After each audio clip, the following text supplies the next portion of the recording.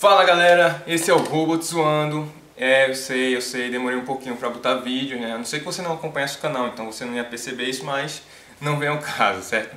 A questão é que eu tive alguns problemas aqui e ali, uma falta de tempo, então demorei um pouquinho pra gravar, mas não pretendo que isso seja constante, pretendo pelo menos um vídeo por semana, certo? E vamos ao que interessa, né? Porque a gente tá aqui pra falar de robótica, né? O Robot Zoando já tem essa função. Mas eu estou falando de robótica por tanto tempo e não defini o que é um robô, né? Então, de que adianta? Vocês estão ouvindo robótica, eu já falei um pouquinho de motores, mas e o que é um robô, certo? Então, esse conceito ele pode ser um pouco difícil até ou complicado, várias pessoas dão uma noção diferente do que é um robô.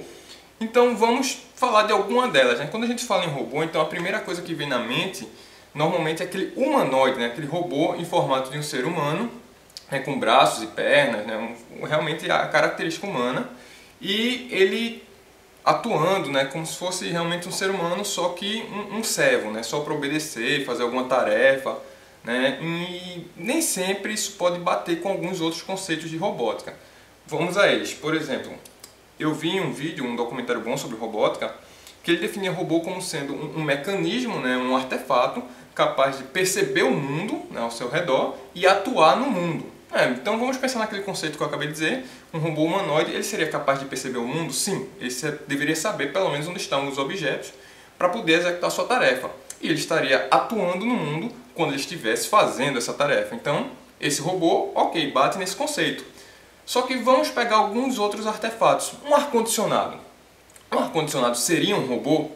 Então veja como o conceito já fica um pouco ajustável, né? Fica um pouco complexo o entendimento, porque um ar-condicionado ele consegue captar a temperatura do ambiente, né? Essa é a função dele, ele quer normalmente abaixar a temperatura, então ele vai perceber a temperatura que o ambiente está e tentar diminuir essa temperatura até a temperatura determinada. Então nesse caso, desse conceito que eu falei, um ar-condicionado seria um robô, ele conseguiria perceber e atuar no meio.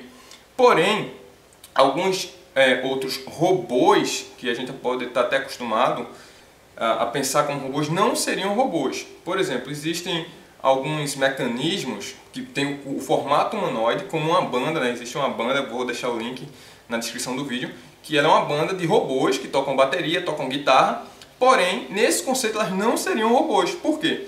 Porque eles estariam apenas executando um programa que foi colocado neles, eles não estariam tendo que perceber o mundo, apenas atuar no mundo, certo? Então eles não seriam robô, o que entra em choque com o pensamento, né? Quando a gente pensa em robô, pensa no humanoide, e quando a gente usa esse conceito de sentir o mundo e atuar, o ar-condicionado seria mais robô do que os robôs que tocam em uma banda. Então esse conceito é um bom conceito, é usado em muitos lugares, mas para mim, agora uma opinião pessoal, não seria o conceito ideal. E o que é que eu uso como conceito de robô? O que eu uso como conceito de robô é da definição da palavra, certo? A palavra foi a primeira vez usada numa peça de teatro pelo Karel Popek, certo? Ele descrevia nessa peça o robota, né? O robô como sendo um servo, como se fosse realmente um escravo não humano, certo? Ele era um artefato, um objeto construído com o objetivo de obedecer às ordens dos seres humanos e ajudá-lo. Então ele seria realmente um escravo, certo? Então seria a definição de aquilo que vai servir, vai ajudar o ser humano em alguma tarefa. E nesse caso, o ar-condicionado também estaria incluso, né? Ele está lá ajudando você a se resfriar, mas também a banda robótica também estaria inclusa, né? Porque ela estaria tocando, né? Fazendo aquela música para alguma pessoa, então obedecendo a alguém. Então eu gosto desse conceito que ele é mais amplo, certo? E aí os robozinhos de combate que eu tanto gosto, eles seriam robôs no sentido de estar ajudando, né, estar servindo, estar proporcionando uma diversão, mas não seriam robôs no sentido de eles não perceberem o meio, certo? Então, eu acho que deu para entender o conceito que eu quero usar de robô. E os conceitos que existem mais alguns conceitos, certo? Mas eu acho que esses dois já dão uma noção de como a tarefa pode ser difícil. Um carro, por exemplo, um carro ele pode ser um robô nos dois casos, ele vai estar servindo o ser humano a se deslocar, como ele também, ele sente, em alguns casos, ele sente o meio, né? Alguns carros têm sensores de estacionamento que sentem a proximidade e podem até atuar, impedindo que você se aproxime demais. Então, eu espero ter dado a noção do que é um robô, né? A robótica, obviamente, é aquele ramo de estudo que trabalha com robôs, né? Então seria, hoje em dia, muito mais voltada à mecânica e à eletrônica, certo? Mas em alguns casos, se vocês pesquisarem um pouquinho de steampunk, seria um mundo paralelo, já é voltado à história, à ficção. Seria um mundo paralelo onde a eletrônica não se desenvolveu tanto, então os robôs seriam controlados por vapor, por mecanismos, né, sem utilização da eletrônica.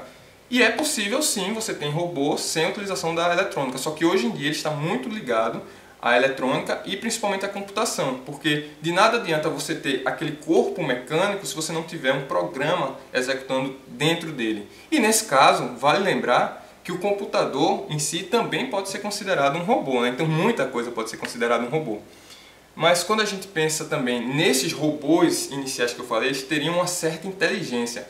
E de onde viria essa inteligência? O que hoje em dia está mais próximo de ter essa inteligência realmente são os computadores. Você consegue colocar dentro do computador muita inteligência, ele tem um alto poder de processamento, ou seja, ele pode ter aquela mente, né, se aproximando da mente inteligente do que os robôs humanoides atualmente, que a grande dificuldade é ainda mantê-los equilibrados para depois, sim, poder juntar a inteligência de um computador com um mecanismo e fazer algo próximo dos filmes, certo? E para a gente terminar agora, eu vou citar um pouquinho de um outro escritor, né, o Isaac Asimov, esse talvez mais conhecido. Ele criou as 3 leis da robótica, né, que o que é que elas dizem?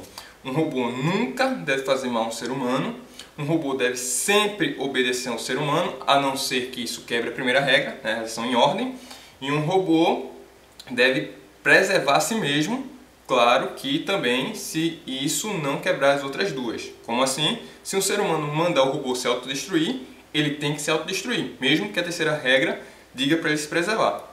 Por hoje é isso, né? Falei muito mais da história, como eu posso dizer assim, da ficção, né, voltada em torno do robô, que define um pouco do que tem robô nas nossas cabeças, do que o robô propriamente dito, né, como ele pode ser tratado hoje em dia.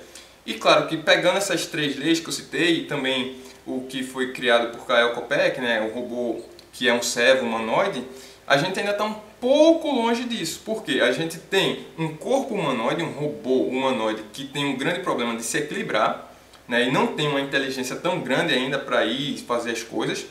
A gente tem, por outro lado, uma inteligência computacional que está crescendo cada vez mais, ou seja, um computador hoje em dia consegue resolver problemas fortemente. Por hoje é isso, né? Acho que eu até enrolei mais do que eu queria. Obrigado aí pela atenção, se possível compartilham, curtam o vídeo, me digam onde eu posso melhorar, me digam o que está legal, certo? E por hoje é isso aí. Valeu!